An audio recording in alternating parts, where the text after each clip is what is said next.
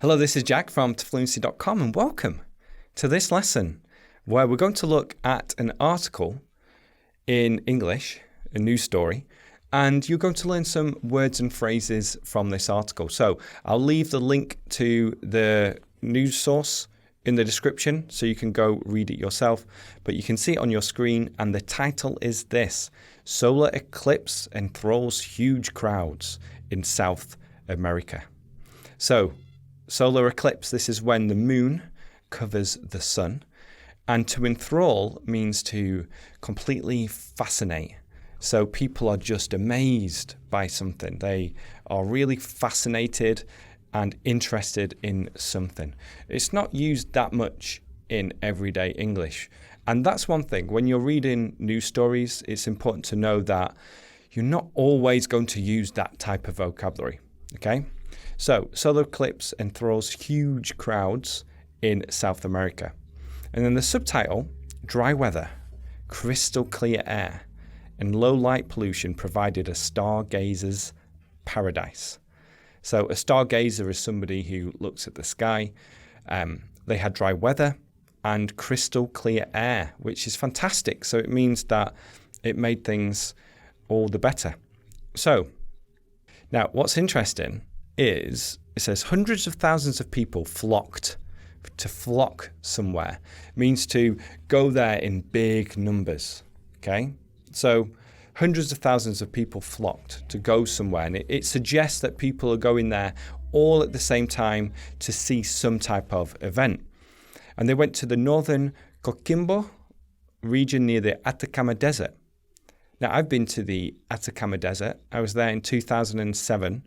And it's a fascinating place. I was only there for a few days. Now, I just want to read some of the quotes. So Betsy Clark, an Australian tourist, I don't believe there's a better place in the world to see an eclipse than La Silla. And this is La Silla Observatory. So an Australian tourist either went there purposefully or was lucky enough to be there at the time. It was an experience to last several lifetimes, said Chilean tourist René Serre. So, an experience to last several lifetimes. This just means, obviously, it was the best experience. An experience to last several lifetimes. So you can use this several lifetimes just to really emphasize that something is amazing. Let's read some more quotes down here. Oh my God, it's incredible, shouted some, while others chanted more, more, more. Many remained silent, enchanted and moved by one of nature's spectacles. So, enchanted, just like completely in awe, and moved. To be moved in this sense means to feel some emotion toward it, or to have a lot of emotion about it in a positive way. So usually you cry because somebody has done something nice, if you are moved.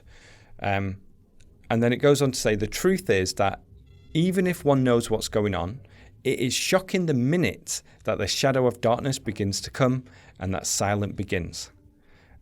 Okay, I like this. Even if you know that it's going to happen, it's still an amazing experience. And it's shocking the minute that the shadow of darkness begins to come and that silence begins. So the minute that, this is used a lot in English, and it just means at that moment, okay? The minute that he saw me, he looked away, okay? It's a strange example. But the minute that the shadow of darkness begins to come and that silence begins. So the moment that.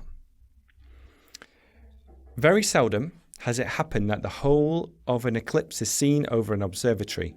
The last time this happened was in 91 at the Mauna Kea Observatory in Hawaii, said Matthias Jones, an astronomer at La Silla. Very seldom. Now, seldom means rare. Very seldom means very, very, very rare.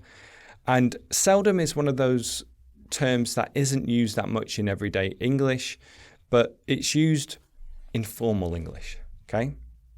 So a more informal way or a more common way to say it is it hardly ever happens. So seeing an eclipse at an observatory hardly ever happens. Hardly ever.